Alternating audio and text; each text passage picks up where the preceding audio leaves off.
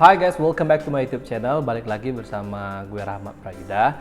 Nah, hari ini saya akan berbagi dengan kalian mengenai bagaimana cara menggunakan aplikasi Zoom dan beberapa fitur lainnya yang ada di aplikasi Zoom. Buat kalian yang baru tune in, jangan lupa subscribe, like, dan komen. Nah, komen ini juga berfungsi buat saya biar next video atau mungkin kalian ada pertanyaan bisa saya jawab, insya Allah akan saya jawab. Nah, kita langsung aja akan membahas tentang aplikasi Zoom. Zoom adalah salah satu aplikasi video conference yang bisa kalian gunakan pada saat ini karena di beberapa sekolah mereka tidak dapat bertemu langsung dengan peserta didik mereka sehingga mereka harus menggunakan salah satu aplikasi video conference yang bisa menghubungkan mereka agar bisa bertatap langsung dengan murid.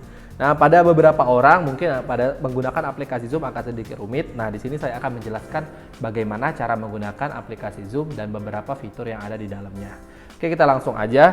Aplikasi Zoom sendiri bentuknya seperti ini. Ini yang saya gunakan adalah aplikasi yang berada di iPad. Jadi buat kalian mungkin di Android atau device yang lain boleh disamakan. Biasanya dia hanya berbeda dalam posisi letaknya saja.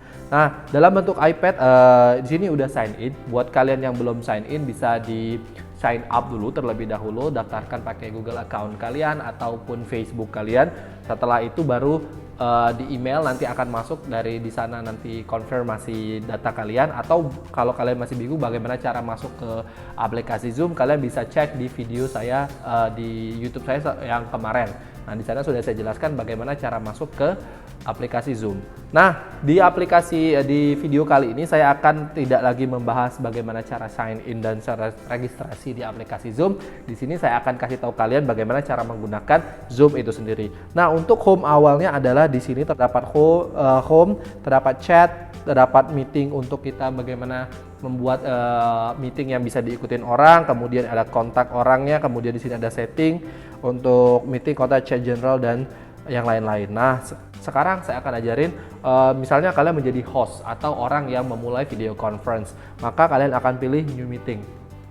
Sedangkan buat teman-teman atau yang lain yang misalnya mau ikut ke dalam conference orang lain, kalian harus pilih join. Nah, di sini kalian akan masukkan boleh pakai meeting ID atau personal link. Nah, dari personal link ini bisa misalnya nih guru kalian atau pengajar kalian mengirimkan link, kalian bisa masukin linknya di sini. Atau misalnya guru kalian memasukkan meeting ID-nya, kalian tinggal masukin meeting ID-nya, kemudian letakkan nama kalian dengan benar, baru join. Nah, tapi di sini saya akan berlaku sebagai host kalian atau yang membuat meeting itu sendiri. Jadi saya akan mencoba untuk klik new meeting. Di sini ada video on sama use personal meeting ID.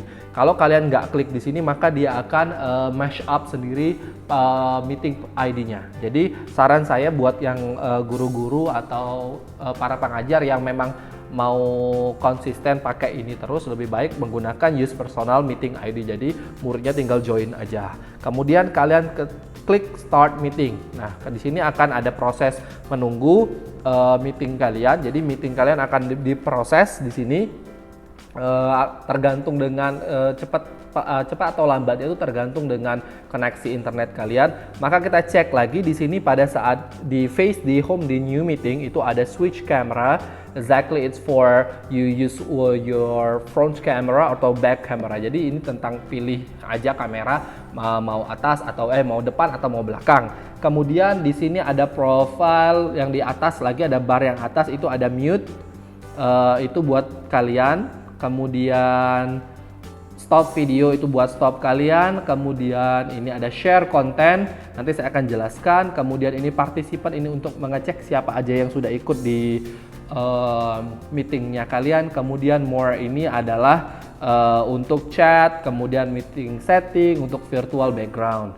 Nah, di sini untuk pertama ya, untuk teman-teman mungkin ada yang beberapa orang bertanya gitu, Pak, saat di meeting ID saya problemnya adalah ketika sudah mulai conference itu ada beberapa mungkin murid yang terlalu banyak bicara, atau mungkin karena tempatnya tidak terlalu kondusif akhirnya membuat noise, akhirnya mengganggu di conference kalian atau mengganggu teman-teman lain, yang akhirnya pada saat guru mengajar itu suaranya malah tidak terdengar dengan jelas. Jadi caranya adalah buat kalian yang host atau kalian guru-gurunya, kalian tinggal pilih mute all.